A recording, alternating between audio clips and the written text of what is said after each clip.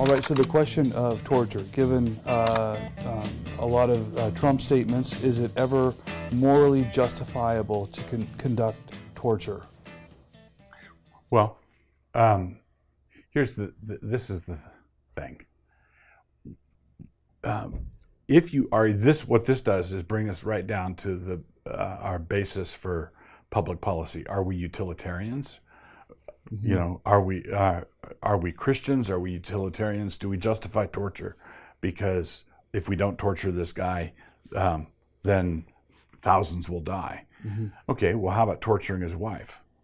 That might be more effective. Right. Right. You can't just say you can't just adopt a utilitarian ethic and say, well, I'm going to justify it based on this situation ethics calculus or this utilitarian calculus. I would want anything that takes the life of someone or which does them serious bodily harm to be something that has to be justified explicitly from Scripture. Okay. Okay. Because the utilitarian one will never stay put. It'll always. Yeah, the utilitarian one will always shift on you. You're going to find yourself defending atrocities at some point on a utilitarian sliding scale. But so here's the thing. Suppose in Scripture we have people caught. Hey, tell us the secret way into the city, and we won't kill you. Mm-hmm. Okay, is that torture? Right. Right. Is threatening to kill someone if you have the right to, if you've taken a prisoner and by all the rules of warfare, you have the right to kill them.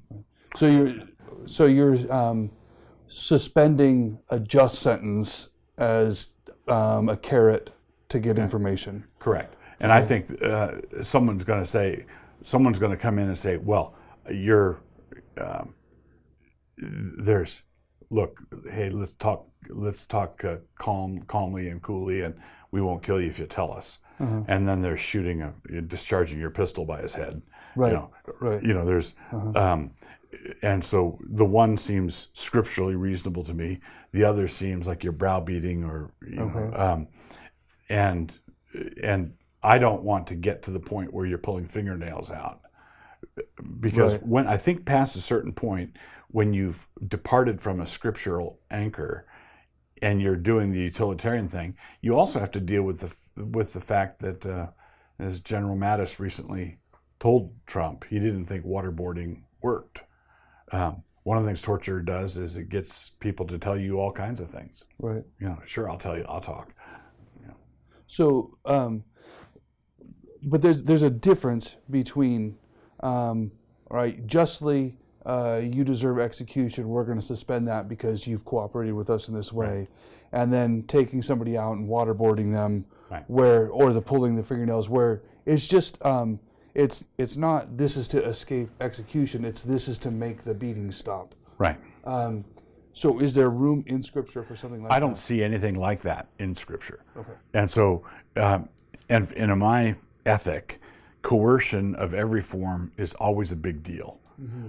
So I want the burden of proof to be on the one who wants to use violence.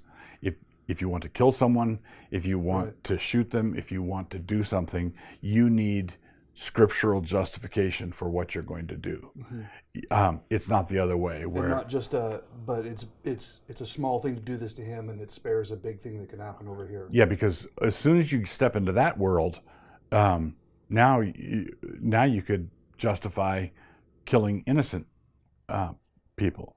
A utilitarian ethic says, well, we execute people as a deterrent against criminals. Well, if that's what it's for, if that's the only thing it's for, you could deter criminals by show trials and killing innocent. You know, why bother with the expensive investigation? Just set somebody up. That'll deter people. You don't want anything that you're doing, especially if it involves violence, detached or separated from justice.